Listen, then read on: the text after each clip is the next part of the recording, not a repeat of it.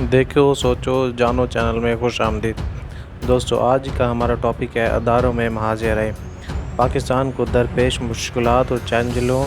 سے کامیابی کے ساتھ عہدہ بر آنے کے لیے تمام آئینی اور ریاستی اداروں کو ہم آہنگی کے ساتھ کام کرنا ضروری ہے، جبکہ اداروں کے درمیان عدم اتفاق اور محاذ آرائی کے تاثر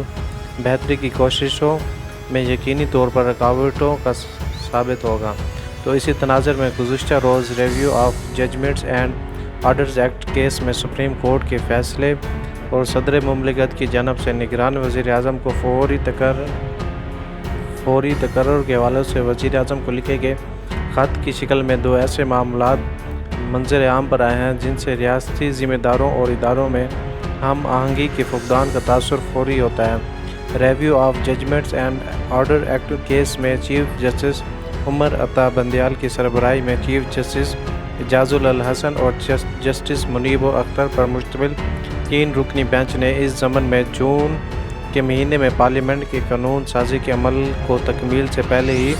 از خود نوٹس کے ذریعے معطل کر دیا تھا اور فیصلہ محفوظ کر لیا تھا، لیکن اس فیصلے کا اعلان جس میں اس قانون سازی کو کالعدم قرار دے دیا گیا ہے، گزشتہ روز قومی اسمبلی کے تحلیل کے بعد کیا گیا۔ وزیر اعظم شہباز شریف نے میڈیا رپورٹروں کے مطابق اس حوالے سے عدلیہ پر برہمی اظہار کرتے ہوئے کہا ہے کہ سپریم کورٹ کی جانب سے اسمبلی کی مدت پوری ہونے پر review of judgments and order act case کا فیصلہ دینا خوفناک ہے۔ ایک انٹرویو میں انہوں نے نام لیے بغیر کہا کہ چند ججوں نے پارلیمنٹ کو نیچا دکھانے کے لیے جان بوجھ کر محاذ آرائی اور تاریخ میں پہلی بار ایسا ہوا ہے کہ جو قانون ابھی بنا ہی نہیں اور چیلنج بھی نہیں ہوا، اس کو عمل درآمدی روک دی گئی ہے۔ تاہم انہوں نے بڑے پیمانے پر کی جانے والی اس قیاس آرائی اور دو ٹوک تردید بھی کی ہے اور اس طرح سابق وزیر اعظم میاں محمد نواز شریف کی سیاست میں واپسی کا راستہ بند ہو گیا۔ ان کا کہنا تھا سپریم کورٹ کے اس فیصلے سے نواز شریف کی واپسی پر اثر نہیں پڑے گا اور وزیر اعظم اس وضاحت کا سبب یہ ہے کہ پارلیمنٹ کی قانون سازی کے بعد اب کسی سیاستدان کی تاحیات نااہلی کا دروازہ بند ہو گیا ہے اور اس سے زیادہ مدت 5 سال تک محدود کر دی گئی ہے۔ تاہم سپریم کورٹ کے 3 رکنی بینچ کے اس فیصلے کے لیے وقت کے انتخاب کو عام طور پر ہدف تنقید بنایا جا رہا ہے۔ جیو ٹی وی کی خصوصی نشریات میں سپریم کورٹ کے فیصلے پر گفتگو کرتے ہوئے تجزیہ کاروں نے کہا تھا اس سے متفرقہ اور عدلیہ کے درمیان کشیدگی میں اضافہ ہو سکتا ہے۔ عدلیہ کے اس خط نوٹس فیصلوں کے خلاف اپیل کا حق ملک کی تمام بار ایسوسی ایشنوں کا مطالبہ تھا، جبکہ اس فیصلے کی ٹائمنگ بہت اہم ہے اور کی وجہ سے بہت سی سازشی تھیوریاں جنم لے سکتی ہے۔ مبصرین نے اس صورتحال ملک کے لیے بدقسمتی قرار دیتے ہوئے کہا کہ پارلیمنٹ کی جانب سے منظور کیے گئے قانون کو کالعدم قرار دینے کا مطلب یہ ہے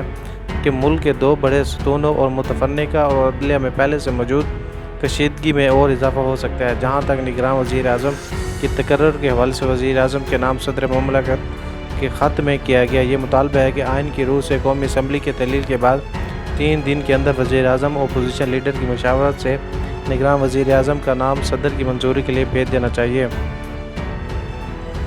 لہٰذا 12 اگست تک یہ کام ہو جانا چاہیے۔ تو وزیر اعظم نے اس پر اپنے رد عمل میں صدر کو اس مطالبے کو آئین سے ناواقفیت اور معمول قرار دیا۔ انہوں نے کہا تھا کہ صدر کو کس بات کی جلدی ہے جو خط لکھ دیا، پورے 8 دن وزیر اعظم ہوں، خط لکھنے سے قبل انہیں آئین پڑھ لینا چاہیے تھا۔ ریاستی اداروں میں کشیدگی تاثر کو بڑھانے والے یہ واقعات یقیناً قومی مفاد کے منافی ہیں، لہٰذا ضروری ہے ان سے اجتناب کی اور سب کی جانب سے ہر ممکن کوشش کی جائے۔ تو دوستو، اس محاذ آرائی کے بارے میں آپ کا کیا خیال ہے؟ تو کمنٹ سیکشن میں ہمیں ضرور بتائیے گا اور ہمیں بتائیں کہ کیا یہ مسئلہ کبھی حل بھی ہو سکے گا یا نہیں۔